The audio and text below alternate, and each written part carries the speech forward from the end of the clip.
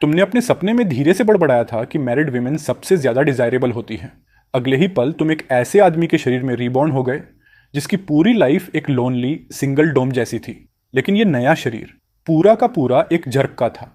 वो एक निकम्मा गिटारिस्ट था, पर किस्मत ने उसे एक मशहूर पॉप क्वीन का पति बना दिया। उसकी एक प्यारी बेटी भी हुई, पर बस यहीं से उसका पतन शुरू हो गया। बेटी के पैदा होते ही उसकी बैंड टूट गई और अपनी नाकामी मानने की बजाय उसने अपनी बीवी और बच्ची को ही अपशगुन मान लिया। धीरे धीरे शराब, जुआ और गुस्सा उसकी पहचान बन गए और हर हार या नशे के बाद वो माँ बेटी पर हाथ उठा देता। तुमने धीमे से कहा, कैसा घटिया आदमी होगा ये। सोफे पर माँ बेटी अब भी डोमेस्टिक अब्यूज की वजह से कांप रही थीं। साशी आओ, तुम्हारी वाइफ। तुम्हारी नजर उन दोनों पर टिकते देख चौंक गई। उसने छोटे मिंग मिंग को और कसकर पकड़ा। आंखों में आंसू आ गए। वो कई बार भागने के बारे में सोच चुकी थी, लेकिन खुद भी अनाथ होने के चलते और घर के सारे पैसे इसी शख्स के कंट्रोल में होने के कारण फंसी हुई थी। उनके डर को देखकर तुमने एक लंबी सांस ली, खुद को शांत किया और धीरे से उठकर लाइट ऑन कर दी। हल्की सी वार्म ऑरेंज लाइट कमरे में फैल गई जो बिखरे हुए क्योस पर पड़ रही थी। तुमने सिर खुजलाया। ये कैसी लाइफ थी उसकी। तुमने खिड़की खोली, थोड़ा फ्रेश एयर आने दिया और एक एक कर खाली बॉटल्स उठाकर कमरे से साफ करना शुरू किया। सोफे पर बैठे शशि या उन्हें पहली बार हल्का सा सरप्राइज महसूस किया। तुमने उन्हें डिस्टर्ब नहीं किया। किचन से टॉवेल लाकर टेबल साफ की और पूरा कमरा चमका दिया। पसीने से कपड़े भीग गए तो बेडरूम से साफ कपड़े उठाए और तुम बाथरूम में चले गए। बाथरूम का डोर बंद होते ही शशि ने पहली बार थोड़ा रिलैक्स किया। साफ कमरे को देख उसकी आंखों में डिसबिलीफ था। ये शैतान आखिर कर क्या रहा है? मामा, भूख लगी है, मिंगमिंग ने बड़ी बड़ी आंखों से कहा। बस बेबी, थोड़ी देर में खिलाऊंगी। साशी ने उसके बाल सहलाए, ये जानते हुए कि उसे इंतजार करना होगा जब तक ये आदमी सो न जाए, तभी वो खाना बना सकती है। फिर बाथरूम का दरवाजा खुला, तुम बाहर निकले और माँ बेटी हल्के से सिमट गईं। तुमने उन्हें नजरअंदाज किया और घर से बाहर चले गए। साशी घबरा गई। क्या वो फिर पीने गया है? उन्होंने अब तक कुछ खाया नहीं था। होंठ कांपने लगे, आंखों से आंसू बह निकले।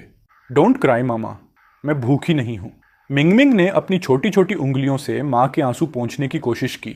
साशी का दिल टूट गया, लेकिन उसने बेटी को सीने से लगाकर कहा, सो जा मिंगमिंग, सो जाएगी तो भूख नहीं लगेगी। कल सुबह मम्मा अच्छा खाना बनाएगी। वो धीमे से गाना गाने लगी और मिंगमिंग की आंखें धीरे धीरे बंद हो गईं। साशी की आंखों से पिछले 2 साल का सारा दर्द फिर सामने आ गया। उसने तय किया, कल वो ये नर्क छोड़ देगी, चाहे कुछ भी हो जाए। तभी क्लिक, दरवाजे का लॉक घूमा। साशी कांप गई। मिंगमिंग के कान ढक दिए। तुम अंदर आए, सोफे पर नजर डाली, फिर टेबल पर रखा खाना उठाकर बेडरूम की तरफ गए। साशी का दिल जोर जोर से धड़कने लगा। वो भगवान से प्रार्थना करने लगी कि तुम कमरे में मत आओ। धीरे से नॉक हुआ। मैं खाना ले आया हूं, भूख लगे तो खा लेना। आज मैं साइड रूम में सोऊंगा। उसने सुना कि तुम्हारे कदम पीछे हट रहे हैं। कमरे में फिर खामोशी फैल गई, बस उसकी तेज सांसें बची।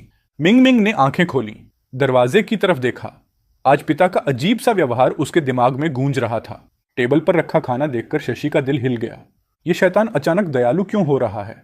क्या चाहता है? मिंगमिंग छोटे पैरों से दरवाजे के पास गई, झांक कर खाने को देखा और हल्की सी लार टपक गई, पर बिना मां को देखे हिली नहीं। साशी ने भारी सांस ली, खुद को संभाला और धीमी मुस्कान के साथ मिंगमिंग को उठाया। चल, चुपचाप खा लेते हैं। बाहर तुमने उनके खाने की आवाज सुनी और फिर अपनी सोच में खो गए। फूड खरीदने के बाद तुम्हें याद आया कि घर में सिर्फ $1,800 बचे हैं। पैसे जल्दी प्रॉब्लम बनने वाले थे। अचानक तुम्हारी आंखें चमकी। ये तो पैरेलल वर्ल्ड है।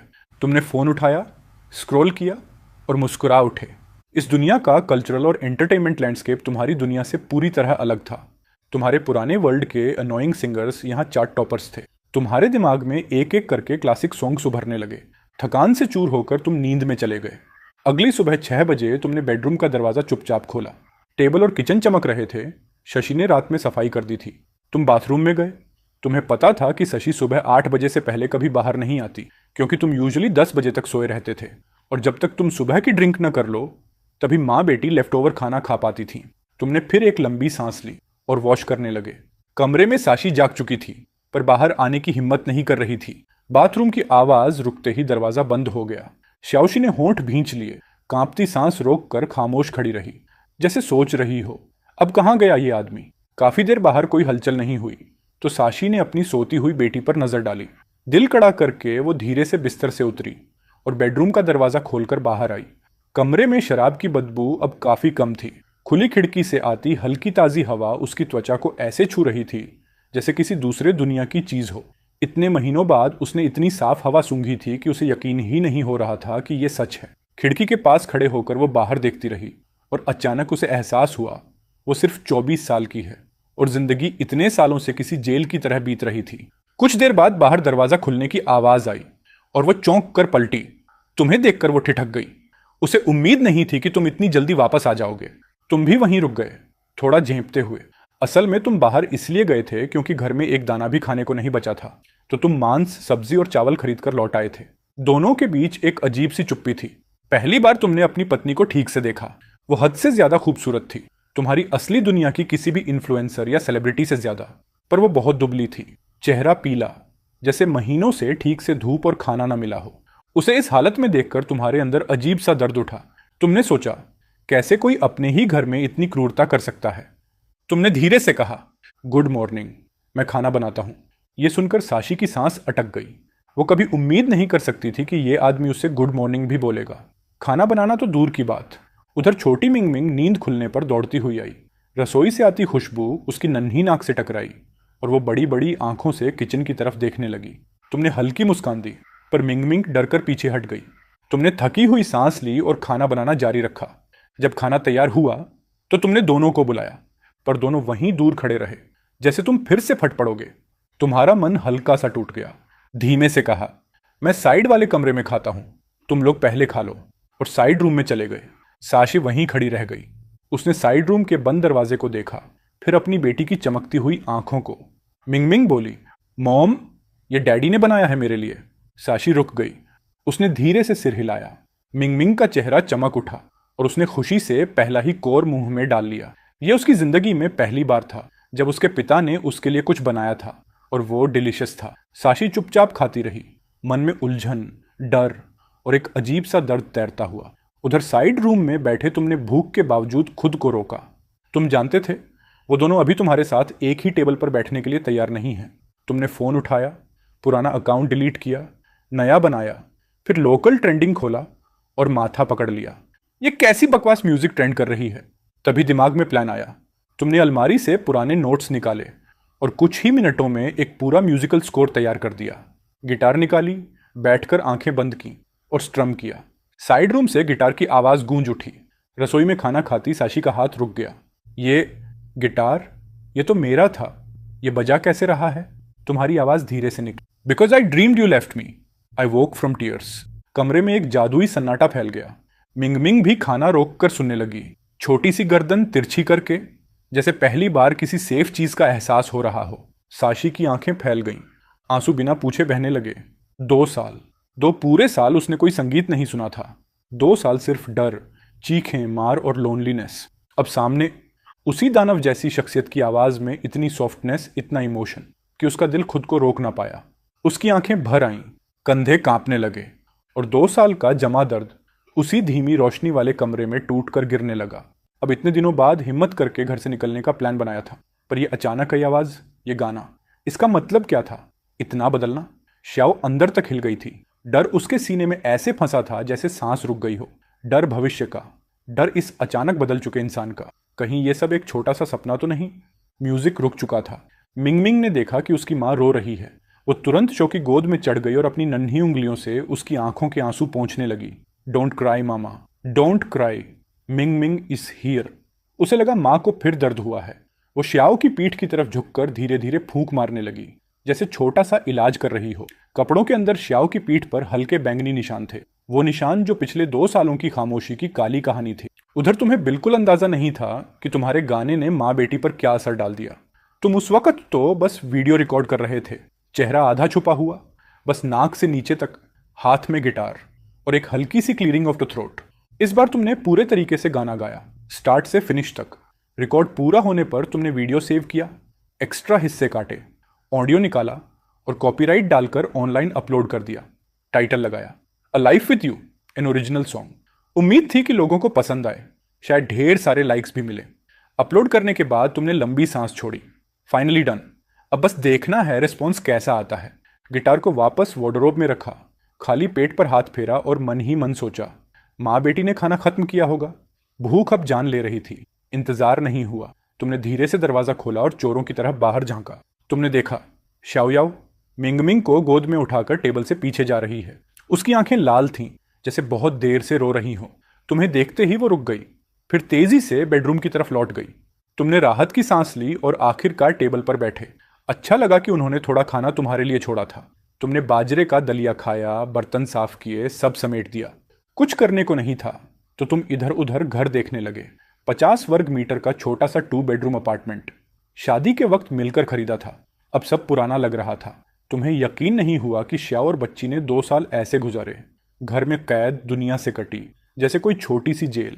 तुम जानते थे कि सब एक झटके में ठीक नहीं होगा, इसलिए तुम छोटे सोफे पर बैठकर फोन स्क्रॉल करने लगे। घर कैसे संभालें, बच्चे को खुश कैसे करें, how to be a good father. Internet पर एडवाइस इतनी थी कि तुम्हारा दिमाग घूम गया। तभी बेडरूम का दरवाजा थोड़ा खुला। एक छोटी सी सिर बाहर निकली, मिमी। उसकी बड़ी चमकती आंखें तुम्हें जिज्ञासा से देख रही थीं। उस मासूम नजर ने तुम्हारा दिल नरम कर दिया। उसका चेहरा भी माँ की तरह दुबला था। तुमने सोचा थोड़ा सा गोल मटोल हो जाए तो कितनी प्यारी लगेगी। पहले तो माँ बेटी सिर्फ बचा खुचा खाते थे, ऊपर से शराब मिली चीजें बच्ची को देना मना था। पुराने मालिक ने पैसे ही नहीं दिए थे, तो ये दोनों किसी तरह जिंदा रहे। तुम मुस्कुराना चाहते थे, पर जैसे ही होंठ उठे मिम्मी डर गई, दरवाजा बंद कर भाग गई। फिर श्याओ की आवाज आई अंदर से, उसे सहलाते हुए, समझाते हुए। तुमने नाक छुआ बेबस होकर, और वक्त बीतता गया। दोपहर हो गई। तुमने फोन रखा, अब लंच बनाना पड़ेगा। तभी बेडरूम का दरवाजा खुला। शाओयाओ बिना किसी एक्सप्रेशन के तुम्हारे कपड़ों का ढेर उठाए बाथरूम की तरफ चली। उसने तुम्हें नॉट इवन नोटिस करना चाहा, पर तुमने महसूस किया वो हल्के से डर कर सिमटी थी। तुम्हें अचानक याद आया तुम्हारे कल वाले कपड़े तो अभी भी वॉशर में पड़े हैं। तुम जल्दी से बाथरूम की तरफ गए। शव अंदर तक घबरा गई। इस वक्त तुम यूजुअली दोस्तों के साथ दारू पीने जा चुके होते, पर अब तुम घर पर थे और उसके पास आने की आवाज ने उसकी सांस बांध दी। वो, मेरे और तुम्हारे कपड़े वॉशर में हैं, पहले मैं निकाल लूं प्लीज। तुम्हारी आवाज उसके पीछे से आई। वो कपड़े निकालने के लिए झुकी थी और डर से हल्का उछल गई। तुम्हें देखते ही और सिमट गई। बी केयरफुल, तुमने ऑलमोस्ट रिफ्लेक्स में कहा। शाओ को महसूस हुआ तुम परमिशन मांग रहे हो। ये उन्हीं 2 सालों में पहली बार हुआ था। उसकी आंखें झुक गईं, आवाज पतली, ठीक है तुम कर लो। उसकी उंगलियां कांप रही थीं और उसके गले पीठ पर वो हल्के बैंगनी निशान तुम्हारी आंखों से बच नहीं पाए थे। तुमने नजरें हटा ली, वॉशर पर ध्यान दिया। लंच मैं बना लूंगा, मिनमी उठे तो बोल देना। शो एक कदम और पीछे हुई। पैनिक, उसकी मौजूदगी तुम्हारे आसपास सिकुड़ने लगी थी। तुमने बस कपड़े उठाए और बैल्कनी पर जा लगे। वो वहीं वॉशर के पास खड़ी रह गई, किचन की तरफ देखते हुए। कंफ्यूजन, डर और उम्मीद की अजीब सी मिलीजुली हवा में। क्लोथ सुखाकर जब वो वापस आई, तुम अब भी किचन में लगे हुए थे। तभी मिंगमिंग नींद से जागी, नंगे पैर, आंखें मसलते हुए। तुम्हें किचन में देख उसे छोटा सा आश्चर्य लगा। वो डोर फ्रेम से टिककर तुम्हें चुपचाप देखने लगी। शाओ मुड़ी और अपनी बेटी को इस तरह देखते हुए देखा, हाफ स्लीपी हाफ हैप्पी, और उसकी आंखें चमक रही थीं। बस इतना देखना उसके लिए बहुत था। वो जैसे टूट गई, उसी हॉलवे की दीवार से टिककर बैठ गई, चेहरा दोनों हाथों में छुपा लिया और आंसू बहते गए, खामोशी में, बिना आवाज के। ये वही सीन था जिसका उसने 2 साल पहले सिर्फ सपना देखा था। लंच तैयार हो गया। तुमने आज भी उनके साथ टेबल पर नहीं बैठा। खाना रखकर तुम जल्दी से घर के बाहर निकल गए। दरवाजा बंद होने की आवाज सुनकर श्याओ ने आंसू पोंछे, होंठ दबाए और अंदर की तरफ दौड़ी। वो खड़ी हुई, मिंग मिंग को गोद में पकड़कर डाइनिंग टेबल की तरफ चली। उस पल उसके अंदर क्या क्या चल रहा था ये कोई नहीं समझ सकता। खुद वो भी नहीं जान पाई कि वो आखिर महसूस क्या कर रही थी। खाना ब्रेकफास्ट जितना ही स्वादिष्ट था और छोटी सी बच्ची ने खुशी खुशी स्टीम्ड एग भी खा लिया था। लेकिन माँ बेटी की ये शांति ज्यादा देर नहीं टिक पाई, क्योंकि तभी दरवाजा खुलने की आवाज आई। दोनों ने एक साथ ऊपर देखा और तुम अंदर आते दिखे, हाथ में एक बड़ा सा बैग लिए हुए। मिंग मिंग हल्की सी डगमगाई। उसके मुंह में अब भी स्टीम्ड एग वाला छोटा स्पून था और उसकी बड़ी बड़ी आंखें तुम्हारी हर मूव को फॉलो कर रही थीं। तुमने नजरें नीचे रखी। तुम सीधे सोफे तक गए, बैग रखा और थोड़ी भारी आवाज में बोले, तुम्हारे लिए ऑइंटमेंट लाया हूं, लगाना। और छोटी के लिए एक टॉय भी लिया है। पता नहीं उसे पसंद आई या नहीं, लेकिन मैंने देखा कि बाकी छोटी बच्चियों के पास ऐसा होता है, तो इसके पास भी होना चाहिए। शो ने कोई जवाब नहीं। तुम कुछ सेकंड रुके, फिर धीरे से बोले, मुझे पता है तुम शायद यकीन नहीं करोगी, लेकिन मुझे ये बोलना जरूरी था। मैं अब ड्रिंक नहीं करूंगा और मैं तुम दोनों को कभी हिट नहीं करूंगा। तुम और मिंग मिंग को अब घर में इतने डर के साथ नहीं जीना पड़ेगा। बच्ची अभी छोटी है, उसके लिए ये एनवायरनमेंट सही नहीं है। ये सब एक सांस में बोलकर तुम्हें लगा जैसे सीने से कोई भारी चीज उतर गई हो उसका कोई जवाब आए बिना तुम चुपचाप साइड बेडरूम में चले गए। शशि ने तुम्हें जाते देखा और बेडरूम का दरवाजा बंद होते ही वो समझ नहीं पाई कि उस अचानक बदले हुए इंसान पर भरोसा करे या नहीं। कमरे के अंदर जाकर तुम और बुरा महसूस करने लगे। आंखें लाल थीं और बाहर रहते हुए तुम बस इतना कर रहे थे कि उन्हें तुमसे कम डर लगे। दिल में बस एक ही बात घूम रही थी, अगर पॉसिबल होता तो तुम यहाँ आते ही नहीं, ये सब देखते ही नहीं। खासकर श्याओशा के शरीर पर वो मार्क्स, जैसे किसी ने तुम्हारी रूह पर वेट रख दिया हो। सिर्फ एक दिन इस घर में रहकर ही तुम ऑलमोस्ट टूट चुके थे। समझ नहीं आ रहा था कि कोई इंसान अपनी ही फैमिली के लिए इतना जहर कैसे रख सकता है। लंच के बाद साशी ने तुम्हारे लिए भी थोड़ा खाना छोड़ दिया। दरवाजा बंद होने की आवाज से तुम्हें पता चला कि वो दोनों खाना खा चुकी हैं। तुम उठकर बाहर आए। कॉफी टेबल पर बैग अब भी उसी तरह रखा था, बिल्कुल अनटच्ड। तुमने होंठ भींचे, समझ नहीं आ रहा था क्या करो। आखिर में चुपचाप बैठकर खाना शुरू कर दिया। तभी मास्टर बेडरूम का दरवाजा दोबारा खुला। मिंग मिंग ने अपना छोटा सा सिर बाहर निकाला और क्यूरियोसिटी से तुम्हें देखते हुए रुकी रही। इस बार तुमने उसे मुस्कुराकर देखा और वो भागी नहीं। उसकी आंखें अब भी तुम्हारे हर मूव को ऑब्जर्व कर रही थीं। तुम्हारे अंदर हल्की सी वार्मथ आई, जैसे इस छोटी सी सॉफ्ट एनर्जी ने तुम्हारी सारी टेंशन को थोड़ा सा हील कर दिया हो। तुमने चॉपस्टिक रख दी और बहुत ही जेंटल आवाज में बुलाया, मिंग मिंग। आवाज सुनकर वो हल्का सा कांपी, लेकिन फिर भी पीछे नहीं हटी। उसने मास्टर बेडरूम की तरफ देखा, जैसे हिम्मत जुटा रही हो, फिर वापस तुम्हारी तरफ। छोटी सी मुलायम आवाज उसके मुंह से निकली और उसे सुनते ही तुम्हारा पूरा शरीर कांप गया। आंखों में पानी आ गया। क्रॉसिंग ओवर के बाद इतनी प्यारी साउंड पहली बार सुनी थी।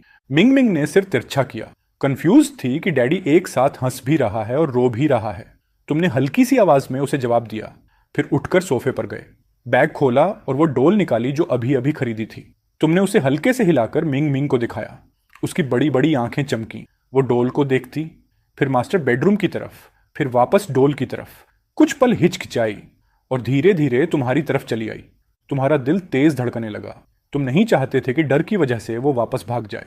मिंग मिंग को सिर्फ इतना पता था कि डैडी अच्छा खाना देता है और अब एक टॉय भी लाया है जो उसे पसंद है। उसने महसूस किया कि डैडी उसे या उसकी माँ को हर्ट नहीं करेगा। वो तुम्हारे पास आई, छोटा सा मुंह ऊपर उठाया, जोर से सूंघा और फिर मुस्कुराई।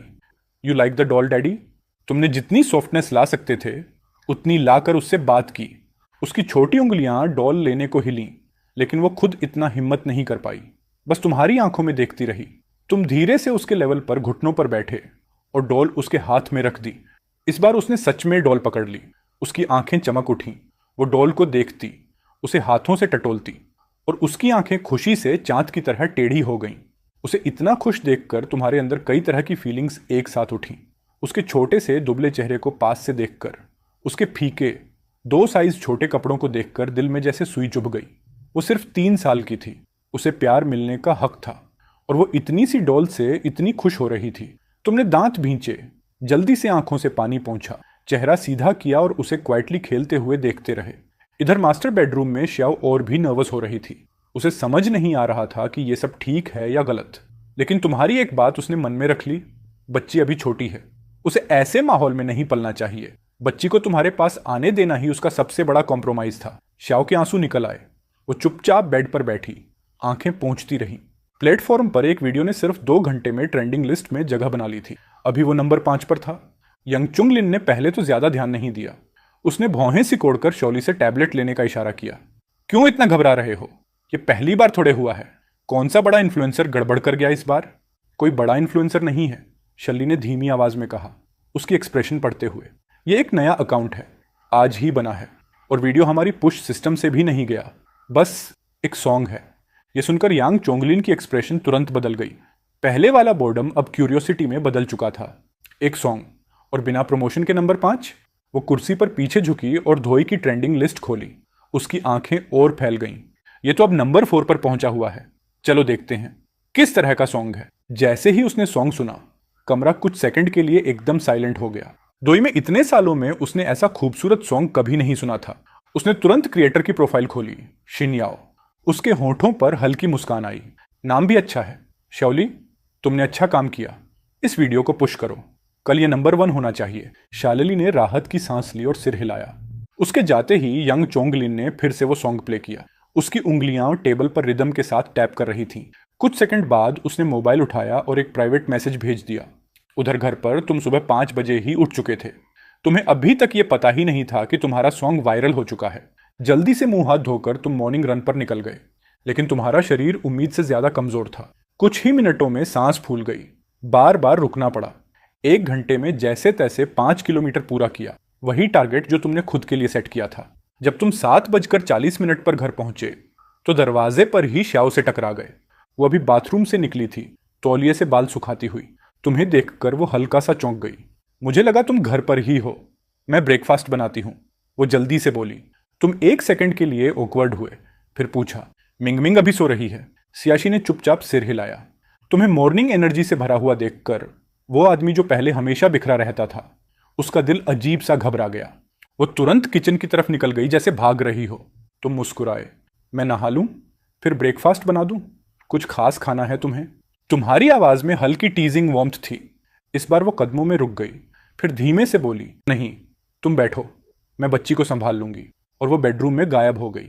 नहाने के बाद तुम बहुत भूखे थे और तुम्हारा शरीर शराब की क्रेविंग से भी लड़ रहा था। किचन में काम करते हुए तुम बार बार गर्म पानी पीते रहे ताकि क्रेविंग थोड़ी कम हो सके। मिंगमिंग जाग चुकी थी। सियाशी ने उसे तैयार कर दिया था और वो वही गुड़िया पकड़े खड़ी थी जो तुमने कल खरीदी थी। वो किचन के दरवाजे से झांक रही थी, उसी क्यूरियोसिटी के साथ। तुमने पीछे मुड़कर देखा और मुस्कुराए। गुड मॉर्निंग मिनमिन, ब्रेकफास्ट में क्या चाहिए? मिंगमिंग ने सिर तिरछा किया, थोड़ा सोचा, फिर उत्साहित होकर बोली, स्टीम्ड एग, मुझे स्टीम्ड एग चाहिए। तुमने हंसकर कहा, डन, स्टीम्ड एग ही बनेगा। जब तुमने उसके सिर पर हाथ फेरने की कोशिश की, वो हल्का सा पीछे हट गई। तुम हंसे। उसका धीरे धीरे तुम पर भरोसा करना तुम्हारे दिल में एक अजीब सी वार्मथ भर देता था। तुमने ब्रेकफास्ट टेबल पर रखा और बेडरूम में वापस चले गए ताकि माँ बेटी आराम से खा सकें। इस बार अंदर से हंसी और थोड़ी सी बातें सुनाई दे रही थीं। घर में पहली बार इतनी नरमी महसूस हो रही थी। बिस्तर पर लेटे हुए तुमने फोन उठाया, साइलेंट मोड में। जैसे ही स्क्रीन अनलॉक हुई, नोटिफिकेशंस का सैलाब तुम पर टूट पड़ा। तुम लिटरली चौंक गए। डोई खोला, पेज देखा और तुम्हारी आंखें लगभग फटी रह गईं। एक दिन में 1 मिलियन फॉलोअर्स, 2 मिलियन लाइक्स, लगभग 1 मिलियन कमेंट्स, और हर कमेंट में सिर्फ तारीफ। बैकएंड वॉलेट खोला, तुम ऑलमोस्ट हक्का बक्का रह गए। 320,000 यूएन सिर्फ एक दिन में, सिर्फ ट्रैफिक से, जीरो एड्स। तुमने तुरंत पैसे बैंक में ट्रांसफर किए। अब ग्रोसरी तक खरीदने में डर नहीं रहेगा। वो दिन गए जब सिर्फ 1,000 यूएन बचे होते थे। माँ बेटी के खाने का इंतजार करके तुम बाहर आए, जल्दी से टेबल साफ किया, बर्तन धोए और फिर फोन उठाकर बाहर निकल गए। तुम जिस इलाके में रहते थे वो पुराना सा डिस्ट्रिक्ट था, चीप, रंडडाउन और भीड़ भाड़ वाला। शादी के बाद तुम दोनों की आमदनी कम थी, इसलिए यही जगह अफोर्ड हो पाई थी। फिर 2 साल में तुम्हारा असली वाला पार्टनर लगातार बेरोजगार रहा, शराब पीता रहा और सीओ का फोन तक बेच दिया था। इसलिए अब तुम अकेले ही मॉल की तरफ निकल गए और जो सबसे पहली चीज तुमने देखी वो थी एक बड़ा सा शोरूम, एक मशहूर डोमेस्टिक स्मार्टफोन ब्रांड का। शायद इसलिए कि उस वक्त ज्यादातर लोग काम पर होंगे। स्टोर लगभग खाली था। काउंटर के पीछे एक जवान सेल्स गर्ल आराम से अपने नाखून पेंट कर रही थी। जैसे ही उसने तुम्हें देखा, उसकी आंखें चमक उठीं और वो जल्दी से तुम्हारी तरफ बढ़ी। हाय सर, नया फोन लेना है?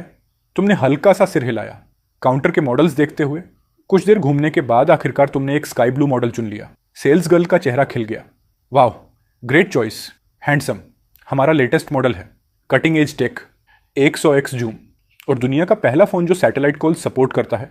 तुमने सोचा और कहा, सिम कार्ड भी मिलता है क्या? वो बोली, ऑफ कोर्स, आपके लिए ही चाहिए? नहीं, मेरी वाइफ के लिए है, तुमने आराम से जवाब दिया। सेल्स गर्ल 1 सेकंड को ठिठक गई, अंदर ही अंदर थोड़ा डिसअपॉइंटेड भी हुई। इतना अच्छा लड़का, already married, good man are always taken, उसने मन ही मन सोचा, लेकिन बाहर से मुस्कुराते हुए बोली, आपकी वाइफ बहुत लकी हैं सर, बट सिम कार्ड के लिए उन्हें खुद आना पड़ेगा, आईडी प्रूफ के साथ। ठीक है, कोई दिक्कत नहीं, बस फ़ोन पैक कर दो।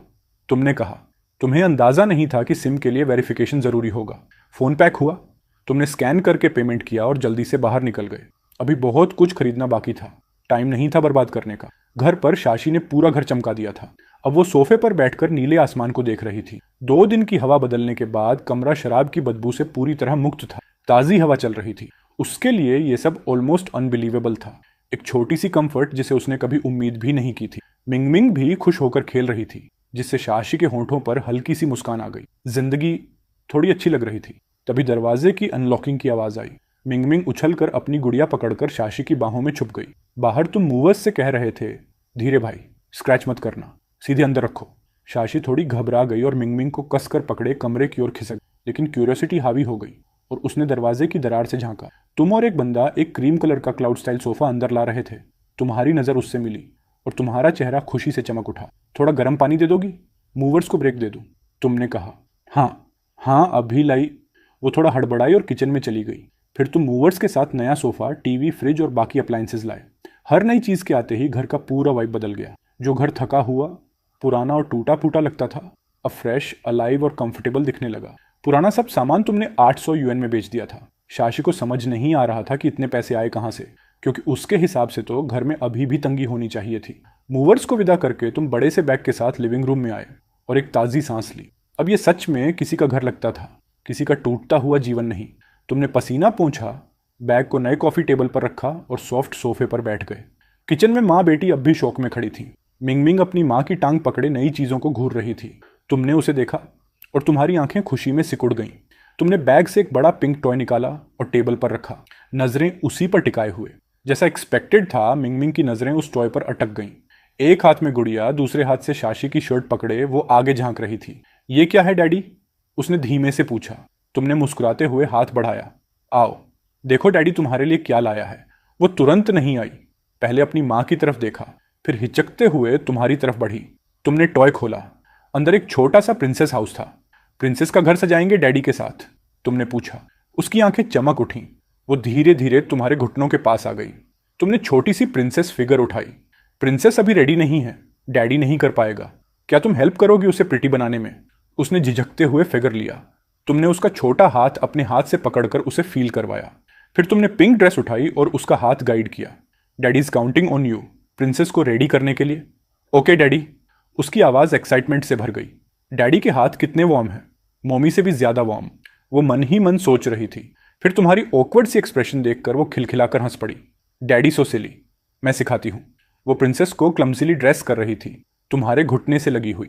तुम भी हंस दिए और दोनों मिलकर छोटे से प्रिंसेस हाउस को सजाने लगे। कमरे में वार्मथ फैल गई, एक छोटी सी फैमिली लाइक मोमेंट। दरवाजे पर टिककर खड़ी शाशी ये दृश्य देख रही थी, आंखें नम, दिल भरा हुआ। तुमने ऊपर देखा, वो तुम्हें ही घूर रही थी, खोई हुई। उसकी हल्की नीली शर्ट, जो ज्यादा धुलने से फीकी पड़ चुकी थी, तुम्हारी नजर में सीधी चुभ गई। एक पल को तुम्हें याद आया, ये वही पेरेंट चाइल्ड मैचिंग आउटफिट था जो साशी याओ ने मिंग के दूसरे जन्मदिन पर चुपके से खरीदा था। बाद में जब डे केयर वालों ने यह बात पकड़ ली तो श्याओ याओ को सजा दी गई थी। असली मालिक ने तो उसका फोन तक बेच दिया था। ये याद आते ही तुम्हारी सांस अटक गई। अगले ही सेकंड तुम अचानक उठे, मुंह दबाया और बाथरूम की तरफ भागे, जहां तुम जोर जोर से उल्टी करने लगे। अब तुम्हें समझ आया कि जब इंसान में थोड़ी सी भी कॉन्शियस बची हो तो ऐसी हरकतें खुद की आंखों से देखना कितना घिनौना और गुस्सा दिलाने वाला लगता है। अचानक हुई आवाज से माँ बेटी दोनों डर गईं। श्याओ याओ कांपी, फटाफट सोफे की तरफ भागकर मिंग को अपनी बाहों में भर लिया। छोटी मिंग तो और भी सहम गई, कहीं जैसे पहले होता था वैसे ही गुस्सैल। खूंखार पिता फिर बाहर आकर उस पर बरस ना पड़े। उसके लिए तो ये उल्टी की आवाजें हमेशा किसी मैन ईटिंग टाइगर जैसी रही थीं। कुछ देर बाद तुम बाथरूम से लड़खड़ाते हुए बाहर आए, आंखें लाल, चेहरा थका हुआ, और सामने डरी सहमी श्याओ याओ और मिम्मी को देखकर दिल और भी भारी हो गया। पेट अभी भी मिचला रहा था, पर तुमने खुद को संभालते हुए धीमे से कहा, सॉरी, मेरा मतलब डराने का नहीं था, बस तबीयत खराब हो गई। अब जब तुम उसकी बॉडी में रह रहे थे तो ये सोचकर ही तुम्हारे पूरे शरीर पर जैसे हजारों चींटियां दौड़ गईं। श्याओ याओ और मिंग मिंग दोनों अभी भी दूरी बनाए रही तो तुमने एक भारी सांस ली, उनके पास से गुजरे, मिंग मिंग को धीरे से पकड़ा और सीधे किचन में जाकर सब्जियां धोने लगे। मिंग मिंग ने शायद खेल भी पूरा नहीं किया होगा। तुम खेलते रहो, मैं लंच बनाता हूं, तुमने कहा। शो ने तुम्हारी तरफ देखा, वही चेहरा, वही इंसान, लेकिन एक अलग सा सुकून। उसने हल्का सा सिर हिलाया और मिंग को गोद में लेकर फिर सोफे पर बैठ गई। मिंग ने माँ की बाहों के बीच से झांककर तुम्हारी तरफ देखा और फिर मुस्कुरा दी। उसे समझ आ गया कि उसका जेंटल डैडी अभी भी वहीं है। जब तुम खाना टेबल पर रख कर निकले, श्याओ चुपचाप साइड के कमरे में चली गई। उसके होंठ हल्के से हिले, जैसे कुछ कहना चाहती हो, पर आवाज नहीं निकली। खाना खाते वक्त मिंग मिंग ने अचानक पूछा, मॉम, डैडी हमारे साथ क्यों नहीं खा रहे? श्याओ ने मसालेदार तली हुई मांस का टुकड़ा चबाते हुए उसकी तरफ देखा। यह उसका मनपसंद खाना था, लेकिन शादी के बाद उसने इसे लगभग छोड़ा दिया था क्योंकि तुम्हें स्पाइसी बर्दाश्त नहीं था। उसने बेबी की तरफ देखा, फिर कमरे की तरफ, और फिर मुस्कुराई, जैसे सूखी जमीन पर पहली बारिश की बूंदें गिरें। क्योंकि डैडी और मामी अभी रेडी नहीं हैं, उसने धीरे से कहा। मिंग समझी नहीं, बस और ज्यादा उलझ गई। उधर तुम कमरे में फर्श की तरफ देखते बैठे थे। तुम जानते थे ये उल्टी शारीरिक नहीं, पूरी तरह साइकोलॉजिकल थी। जितना खुद को समझाते उतना ही सच्चाई याद दिलाती कि इस शरीर का असली मालिक कैसा राक्षस था। दिमाग भटकाने के लिए तुमने फोन उठाया और डोइन की ट्रेंडिंग वीडियोस पर स्क्रॉल करने लगे। तुम्हारा वीडियो अभी भी टॉप पर था, लाखों कमेंट्स, नए सॉन्ग्स की डिमांड। किचन में बर्तनों की आवाज आई तो तुमने फोन नीचे रखा और कमरे का दरवाजा खोला। टेबल पर तुम्हारा खाना रखा था। साशी याओ बर्तन धो रही थी और मिंग अपने नए टॉय के साथ मजे से खेल रही थी। तुम्हें देखते ही मिंग का डर काफी कम था। तुम मुस्कुराए, उसके सिर पर हाथ फेरा और किचन की तरफ बढ़े। तभी श्याओ बाहर आई और तुम्हारी नजर उससे मिली। उसका दिल तेजी से धड़कने लगा। हाथों को पता नहीं था कहाँ रखें। वो नर्वस होकर अपनी शर्ट का कोना मरोड़ने लगी। उसकी ये छोटी दबे दबे जेस्चर्स देखकर तुम अंदर ही अंदर आह भरे बिना नहीं रहे। यही नरमी, यही संकोच था जिसकी वजह से पुराना दानव उसे सालों तक कुचलता रहा। सोच झटकते हुए तुमने कॉफी टेबल से एक नया फोन उठाया। तुमने नरमी से कहा, तुम्हारे लिए फोन खरीदा है, देखो पसंद आता है या नहीं। और एक बात करनी थी, बैठोगी यहां। श्याओ ने पहले नीचे देखा, फिर हिम्मत करके ऊपर, तुम्हारी साफ शांत आंखों में देखते हुए। फिर उसने टेबल पर रखे उस नए स्काई ब्लू फोन को देखा और धीरे से सोफे पर बैठ गई। क्या बात करनी थी? उसकी आवाज बहुत हल्की थी, जैसे हवा में घुल जाती हो। तुमने जवाब नहीं दिया, बस फोन को अनबॉक्स करके सेट किया और उसके सामने रख दिया। इसमें सिम कार्ड है, बस तुम्हें खुद जाकर रजिस्टर करवाना होगा। मेरा नंबर इसमें सेव है, अगर मैं घर पर ना रहूं तो कभी भी कॉल कर सकती हो। फिर जेब से एक मोटी गड्डी निकाली और उसके सामने रख दी।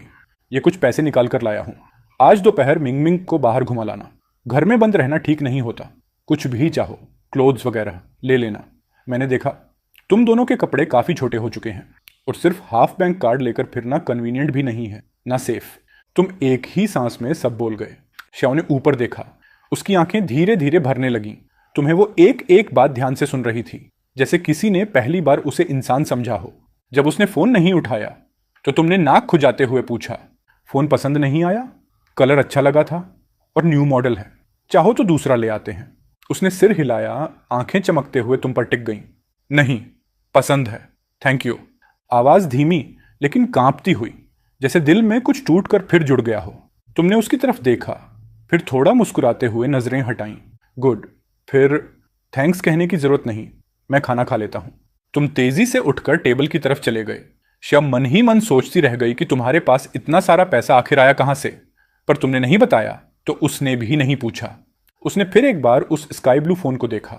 उसकी आंखों में पहली बार उम्मीद की एक पतली सी रोशनी चमकी। मंगमिंग ने अपना छोटा सा खिलौना नीचे रखा और उत्सुकता से अपनी मां के हाथ में पकड़ा नया फोन देखने लगी। सियो ने उसका सिर हल्के से सहलाया और मां बेटी दोनों फोन को देखती रहीं, एक बड़े हाथ, एक छोटे हाथ, और दोनों की निगाहें स्क्रीन पर ग्लूड। सुबह इतना पसीना बह चुका था कि तुमने लंच भी खत्म कर लिया था और बर्तन भी धो दिए थे। प्लान था कि एक हॉट शावर ले लिया जाए, लेकिन माँ बेटी को पूरे दिन हॉल में बैठे देखकर तुम्हें अजीब सा लगा। मन मारकर तुम वापस बेडरूम में चले गए, थोड़ा खींचे हुए। नहाना अब शाम तक टल गया। शाम के करीब 5 बजे गर्मी थोड़ी नरम पड़ी। साशी याओ ने सोफे पर बैठे बैठे हिचकिचाते हुए मेज पर रखे पैसे उठाए और मिंगमिंग को लेकर बाहर निकल गई। मिंगमिंग तो जैसे महीनों बाद बाहर निकली थी। एक हाथ में उसकी गुड़िया, दूसरे में माँ का हाथ और बड़ी बड़ी गोल आंखें जैसे नई दुनिया को पी रही हो। दूसरी तरफ सियो थोड़ी झिझक महसूस कर रही थी। उनके ढीले ढाले कपड़े और रास्ते से गुजरते लोग, उसे डर था कि लोग उन्हें ज्यादा घूरेंगे। मॉल ज्यादा दूर नहीं था। 2 सड़कें पार करते ही सियो ने नोटिस किया कि मॉल उसके यादों से काफी बदल चुका था। 2 साल में इतना रेनोवेशन हो गया था कि सब कुछ क्लासी लग रहा था। अंदर जाते ही उसने एक मोबाइल स्टोर देखा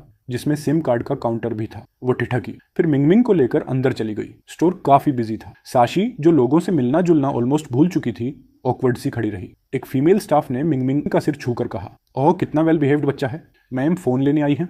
तारीफ सुनकर साशी ने हल्की सी मुस्कान दी। फोन तो है, एसिम चाहिए, अभी हो सकता है क्या? स्टाफ उसे काउंटर ले गई। ऑफ कोर्स, कई प्लान्स हैं। फोन कौन सा है? अगर हमारे ब्रांड का है तो सिंपल डिस्काउंट मिलता है। डिस्काउंट शब्द सुनते ही शशि की आंखों में चमक आ गई। उसने तुरंत फोन निकाला। ये वाला आज ही सुबह लिया था, ठीक है ना? स्टाफ 1 सेकंड को फ्रीज हो गई। ये तो बिल्कुल नया मॉडल है और सुबह एक हैंडसम आदमी इसे खरीद कर गया था। ये साफ था कि वही आदमी इन दोनों का पति पिता है, भले ही कपड़े सामान्य हों। स्टाफ मुस्कुराकर बोली, अच्छा वो हैंडसम आदमी आपके हस्बैंड है? योर लकी मैम, इस मॉडल पर ये वाला प्लान परफेक्ट है। टॉप अप 100, मिलेगा डबल बैलेंस और 600 फ्री मिनट्स। सियो को एक पल को चक्कर सा आया। लोग कह रहे थे कि उसका पति गुड मैन है। काश वो स्टाफ को बता पाती। ऐसे अच्छे आदमी को तो तुम ही घर ले जाओ। सिम लगने के बाद सियो ने एक बैंक अकाउंट खोला, तुम्हारे दिए पैसे जमा किए। कुल 5,000 में से 100 सिम में गए, 4,900 बच गए। फोन और बैंक कार्ड हाथ में लिए वो बाहर आई और आसपास की बिल्डिंग्स को देखकर पहली बार महसूस किया जिंदगी बदली जा सकती है। वो मिंगमिंग को बाहर ले जा सकती है, काम कर सकती है, खुद और बेटी के लिए एक नई शुरुआत कर सकती है। तभी एक मीठी सी आवाज आई, मॉम आइसक्रीम मिल सकती है। वो अपने ख्यालों से बाहर आई। मंगमिंग की आंखें आइसक्रीम शॉप पर जमी थीं, स्याहों सी। उसके चेहरे पर एक चमक, हाँ पर बस एक ही बाइट, टमी दुखेगा। माँ बेटी दोनों की ये खुशी लंबे समय बाद आई थी। उधर तुम नहा चुके थे और तुम्हें पता भी नहीं था कि अगर हालात थोड़ा और बदल जाते तो साशी शायद वापस ही ना आती। तुम शाम का खाना बनाने लगे, 2 मीट डिश, 2 वेज। सोचा नूडल्स भी बना दूं, पर पता नहीं वो कब लौटेंगी, इसीलिए नूडल्स होल्ड पर रखे। तुम इंग्रेडिएंट्स काट कर वापस सोफे पर आ गए और पेरेंटिंग फोरम्स पढ़ने लगे। अगर बच्चा खाना ना खाए तो क्या करें? स्पैंकिंग इजंट एन ऑप्शन, तुमने खुद ही सोचा। मंगमिंग तो इतनी प्यारी है, वो खाना क्यों छोड़ेगी? 7 बज गए पर वो नहीं आए। बेचैन होकर तुमने जूते पहने और दरवाजे की तरफ बढ़े। दरवाजा खोलते ही एक खुशबूदार हवा सामने आई। सियो और मिंगमिंग वापस आ गई थी। सियो चलते चलते एक अनजाना सा गुनगुनाती हुई आई, हाथों में कुछ शॉपिंग बैग्स। मिंगमिंग एक हाथ से माँ का दुपट्टा पकड़े, दूसरे में अपनी गुड़िया, और सबसे बड़ा शौक, दोनों ने नए परफेक्टली फिटिंग कपड़े पहने थे। तुम्हें देखते ही मिंगमिंग की आलमंड आइज चमक उठी। वो दौड़कर बोली, डैडी। उसकी आवाज में इतनी खुशी थी कि तुम लिटरली हिल गए। कांपते हाथों से तुम नीचे झुके, उसके बाल सहलाए, उसे गोद में उठाया और अंदर ले गए। डैडी टुडे नूडल बनाओ ना, 2 एग्स वाला, मुझे अंडे बहुत पसंद है। Daddy you are my favourite. Xiao अचानक इस बदलाव से थोड़ा घबरा गई। कुछ ही पल पहले मंगम ने कहा था कि वो अपनी माँ से बहुत प्यार करती है, और अब उसी माँ को उसने अपने पिता के लिए ऐसे धोखा दे दिया जैसे लॉयल्टी उसका मिडिल नेम हो। अकीति ने ज्यादा टाइम नहीं लगाया। एग नूडल्स तैयार थे। तुमने कटोरा उसके सामने रखा, उसकी छोटी नाक को हल्का सा छेड़ा और बेडरूम की तरफ मुड़ने ही वाले थे कि एक नन्हा हाथ तुम्हारी शर्ट पकड़ लेता है। डैडी क्या तुम मेरे साथ खाओगे? उसकी सॉफ्ट हिचकिचाती आवाज ने तुम्हारे कदम रोक दिए। पास में बैठी सियाओ चुपचाप अपने बोल में देख रही थी। उसने न ऊपर देखा न कोई बात की, बस चुप। तुमने धीमे से सांस छोड़ी। सिचुएशन थोड़ी पेचीदा थी। आखिरकार तुमने कहा, ऑल राइट, डैडी यहीं रुकेगा तुमसे साथ खाने के लिए। मंगम के बगल में बैठते ही वो खुशनुमा एक्साइटमेंट में अपनी कुर्सी की दूसरी जगह थपथपाने लगती है। तुम ऑकवर्डली वापस किचन जाते हो, अपने लिए भी नूडल्स लाते हो और उसके पास बैठ जाते हो। बाईं तरफ साशियो, दाईं तरफ तुम, और बीच में मंगमिंग। पहली बार दोनों पेरेंट्स उसे घेर कर बैठे थे। वो मुस्कान जो उसके चेहरे पर थी, खाने खाती हुई कभी फीकी नहीं पड़ी। शाओ साओ को आखिर रोकना पड़ा। उसे डर था कि वो कहीं ज्यादा ना खा ले। डिनर के बाद मिनमिन चाहती थी कि मॉम और डैड दोनों उसके साथ प्रिंसेस हाउस में खेलें, पर उसकी ये विश पूरी नहीं हुई। तुम उसके साथ रुके, जबकि शाशी याओ चुपचाप वापस बेडरूम चली गई। तुम जानते थे कि टेबल पर बैठकर खाना ही उसके लिए बहुत बड़ा मेंटल बैटल था। तुमने सोचा, अगर तुम उसके जैसी पास्ट अब्यूज से गुजरे होते तो दुश्मन के साथ बैठना तो दूर, शायद कुछ और ही हो जाता। पुराने वाले तुम होते, आउटकम बहुत डार्क निकलता। तुम मिंगमिंग के साथ अगले कुछ घंटे खेलते रहे। 9 बजते बजते उसकी नींद टल रही थी, पर वो स्टबनली सो नहीं रही थी। इस बीच तुमने एक सीरियस बात नोटिस की। 3 साल की मिंगमिंग अब तक खुद से अपने जूते नहीं उतार पाती। प्री स्कूल के बच्चों के लिए ये चीज नॉर्मल होती है। तुम्हें समझ आया, अनहेल्थी पास्ट इन्वायरमेंट का असर है। प्रोग्रेस टाइम लेगी, पेशेंस चाहिए। पर दिल में दर्द फिर भी हुआ। तभी साशा याओ बेडरूम से बाहर आई। कुछ बोली नहीं, पर उसकी नजरें तुम दोनों पर रुक गईं। तुम तुरंत समझ गए। तुमने मिमिंग को उठाया, उसके चेहरे पर किस किया और कहा, चलो बेटा, अब सोने का टाइम है, कल डैडी फिर खेलेगा तुमसे, ओके? उसकी नींद से भरी आंखें थोड़ी खुलीं। फिर उसने तुम्हारी तरफ देखा, फिर सिया याओ की तरफ, और फिर तुम्हारी गर्दन में चेहरा छिपाकर बोली, आज मैं डैडी के साथ सोऊंगी। तुम कुछ सेकंड के लिए स्टंट रह गए और सिया याओ का चेहरा हल्का सा डार्क पड़ गया। तुमने उसकी तरफ ऐसे देखा जैसे ये मेरी चॉइस नहीं, बच्चे की है। शशि याओ के हाथ मुट्ठी में बंध गए। उसे अंदर ही अंदर पता था कि 2 दिनों में ही तुमने मिमिन का दिल जीता लिया। थोड़े से वॉशअप के बाद जब मंगम बेड पर तुम्हारे साथ चढ़ी और छोटे से कोआला की तरह तुमसे चिपक गई, तुमने उसे अलाउ किया। पहली बार तुमने उसे बेड टाइम स्टोरी सुनाई। वीडियो में देखी अपनी सूदिंग कहानी वाली वॉइस याद करते हुए बोले, वंस अपॉन अ टाइम एक खूबसूरत किंगडम में 2 बहुत क्यूट बच्चे रहते थे और उनमें से एक का नाम था एल्सा। मंगमिंग की आंखें धीरे धीरे बंद हुईं, चेहरे पर एक पीसफुल सा स्माइल, और वो सो गई। अगली सुबह वो अभी सो ही रही थी कि तुम क्वाइटली बेडरूम से बाहर निकले और रनिंग के लिए लिविंग रूम पहुंचे।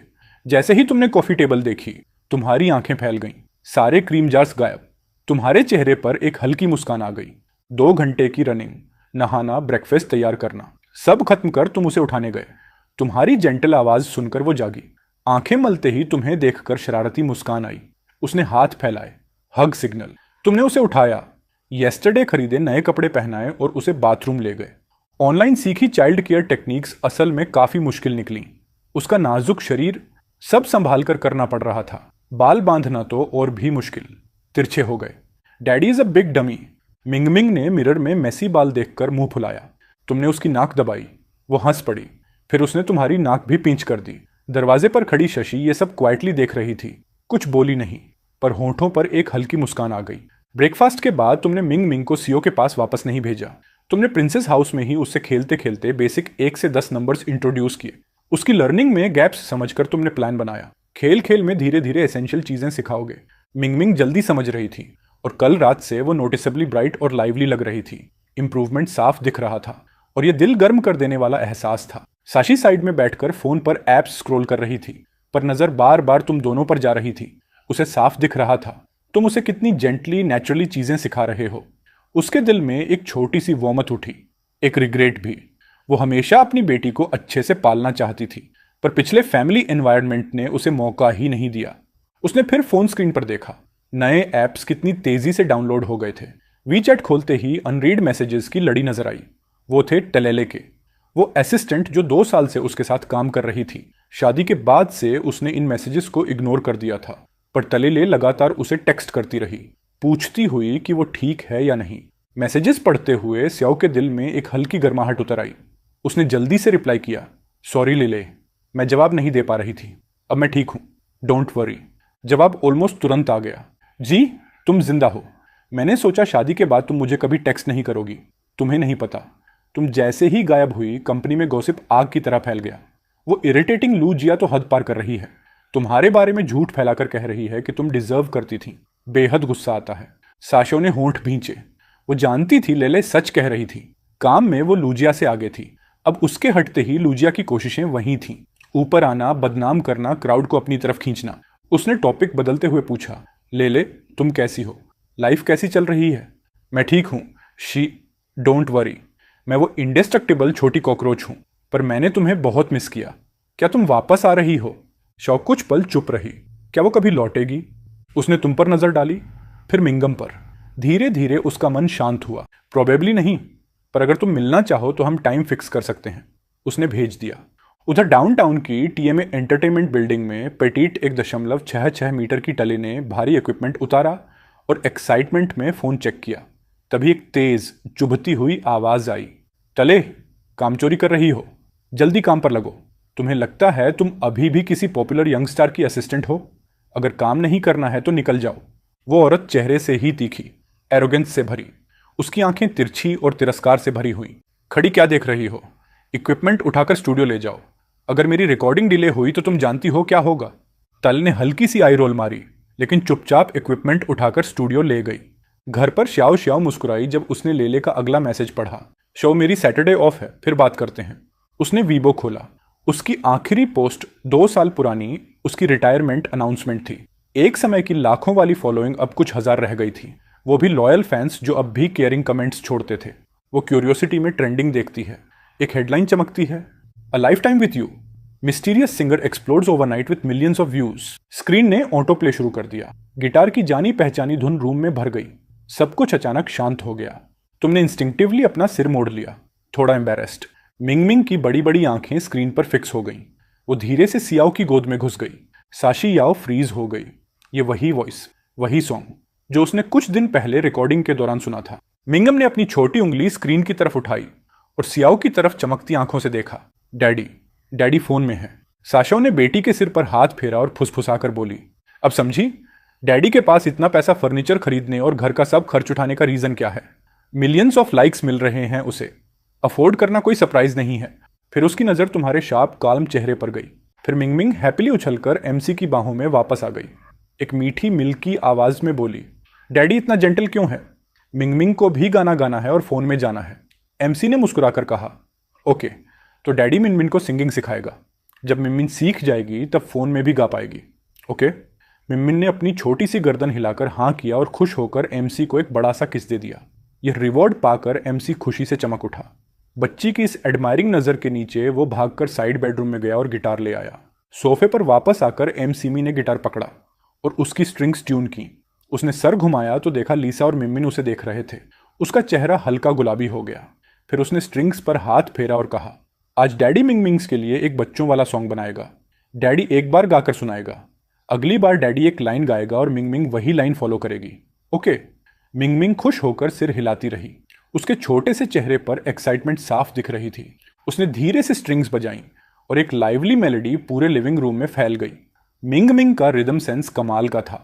वो मेलोडी के साथ हल्के हल्के झूम रही थी और अपना छोटा सा सिर दाएं बाएं हिला रही थी।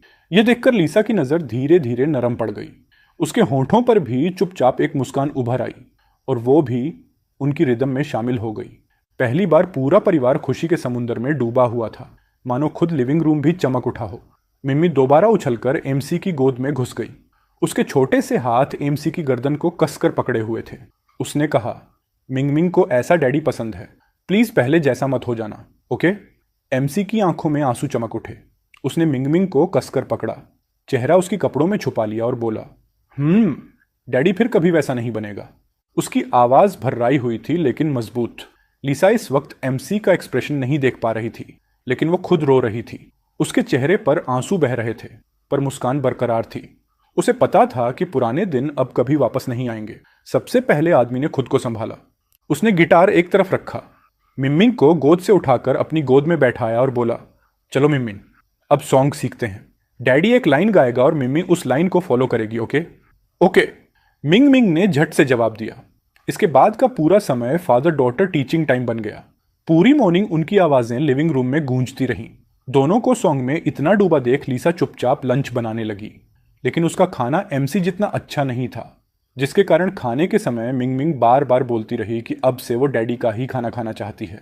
इसे लीजा ने उसे हल्की सी जेलस नज़र से देखा और मन में सोचा, नालायक चीज़, बस 2 दिन में डैडी की फ़ैन हो गई। इस फैमिली वाइब में एमसी बहुत कंफर्टेबल महसूस कर रहा था। उसे लगा यही असली फैमिली होती है। मिंग मिंग बहुत जल्दी सीखने वाली थी। सिर्फ 3 दिन में उसने पूरा सॉन्ग फ्लुएंटली सीख लिया। मिंग मिंग की जिद पर एमसी ने उसका एक वीडियो भी शूट किया और ऑनलाइन पोस्ट कर दिया। वीडियो में मिंग मिंग ने पिंक प्रिंसेस ड्रेस पहना था, सिर पर बो लगा था। उसका छोटा सा शरीर म्यूजिक के साथ झूम रहा था। वो बेहद एडोरेबल लग रही थी। इतना समय सुधारने में लगाने के बाद उसकी वाइफ को फाइनली महसूस हुआ कि उसका पति बिल्कुल बदल गया है। अब वो उसे नफरत नहीं करती थी, न उसे बचती थी। कभी कभी खुद बात शुरू भी कर देती थी। सुबह आदमी अपनी रन खत्म कर चुका था, तभी उसने अपनी वाइफ को बाथरूम से बाहर आते देखा। उसने नई स्लिप ड्रेस पहनी थी, अभी अभी नहाकर निकली थी, बाल सुखा रही थी।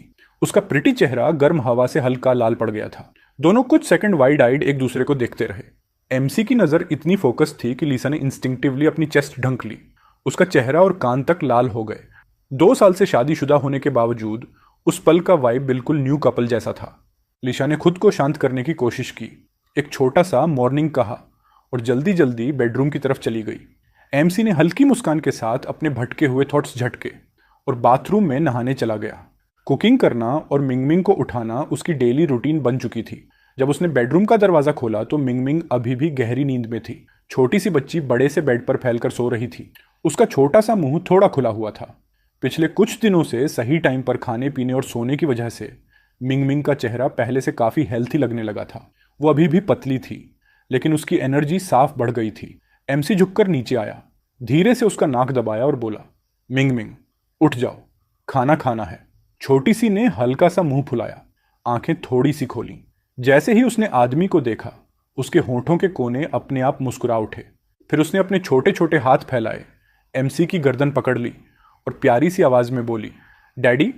उसने उसे उठाकर सिंक के सामने रखा छोटी स्टूल पर बैठाया। पिछले 2 दिनों में मिंगमिंग खुद अपना फेस वॉश और ब्रशिंग करने लगी थी। बहुत स्मार्ट थी। सिर्फ 2 दिन पढ़ाने से ही सब सीख गई। उसी वक्त लीसा भी बेडरूम से बाहर आई। उसके लंबे बाल एक क्यूट से बन में बंधे थे। इस तरह की लीसा को देखकर आदमी की आंखें अनायास चमक उठी। उसने मन में सोचा, बस यही एनर्जी होनी चाहिए 20 समथिंग की। पर वो अभी भी बहुत पतली थी। थोड़ा हेल्थी हो जाती तो और भी अच्छी लगती। लीसा को हल्की नर्वसनेस महसूस हुई। उसके गाल हल्के गुलाबी हो गए थे। पहली बार उसने घर में ऐसे तैयार होकर देखा था। उसे खुद नहीं पता था कि ये लुक अच्छा लग रहा है या नहीं। उसने नजर उठाकर आदमी को मिंगमिंग का ख्याल रखते देखा, फिर चुपचाप टेबल पर बैठ गई। उसकी आंखें अभी अभी चमकी थीं। मतलब शायद मैं अच्छी लग रही हूं, सही? अचानक वो खुद से पूछने लगी। रुको, मुझे उसकी ओपिनियन की परवाह क्यों है? लीसा ने होंठ फुलाए। खुद पर ही गुस्सा आया। कितनी वीक हूं मैं। एमसी मिनमिन को लेकर इधर आकर बैठ गया। मिनमिन ने अपना छोटा चम्मच उठाया और खाना शुरू कर दिया। एमसी सिर नीचे करके पीसफुली खाना खा रहा था कि अचानक उसे लीसा की आवाज सुनाई दी। आज हमारे साथ बाहर चलोगे? उसने ऊपर देखा, चेहरे पर कंफ्यूजन। लीसा ने उसकी तरफ देखे बिना धीरे से सिर हिलाया, लेकिन उसके कान पूरी तरह लाल हो चुके थे। एमसी ने तुरंत हाँ कहा। श्योर। रास्ते में एमसी ने एक टैक्सी रोकी। वे सेंट्रल सिटी स्क्वायर जा रहे थे। लीसा ने अपनी पुरानी असिस्टेंट अन्ना से वहीं की मिल्क टी शॉप पर मिलने का प्लान बनाया था। मिन्मी और आदमी को साथ लाने का असली रीजन बस इतना था कि ऐना उस छोटी सी को देखना चाहती थी, और पिछले 2 दिनों से मिंगमिंग आदमी की छोटी शेडो बन गई थी, बिल्कुल इंसेपरेबल। एमसी तो बस मिनमिन की वजह से फायदे में था। 2 साल बाद लीसा को देखने वाली अन्ना बहुत एक्साइटेड थी। उसने पहले ही कई कप मिल्क टी खरीद ली थी और अपनी सीट पर बैठकर दुकान के एंट्रेंस की तरफ देख रही थी। एना और लीसा ने 1.5 साल तक साथ काम किया था। वो एक दूसरे के लिए बहन जैसी थी। लीसा ने हमेशा एना का बहुत ख्याल रखा था, लेकिन फिर लीसा रूथलेस आदमी के साथ चली गई। एना आज तक नहीं समझ पाई कि लीसा ने उस आदमी को क्यों चुना। उसने समझाने की भी कोशिश की थी, लेकिन लीसा नहीं मानी। एना सोच ही रही थी कि तभी उसने वो फेमिलियर फिगर देखा, दुकान में भीतर आते हुए, एक उछलती कूदती छोटी बच्ची का हाथ पकड़े हुए। उसकी आंखें चमक उठीं। वो तुरंत खड़ी हुई और जोर से हाथ हिलाकर बोली, लीसा सिस, यहाँ। लीसा के चेहरे पर हल्की सी मुस्कान फैल गई। उसने मन ही मन थोड़ा इमोशनल होकर सोचा, अन्ना सच में नहीं बदली, अब भी वैसी ही लाइवली और चीयरफुल लड़की है।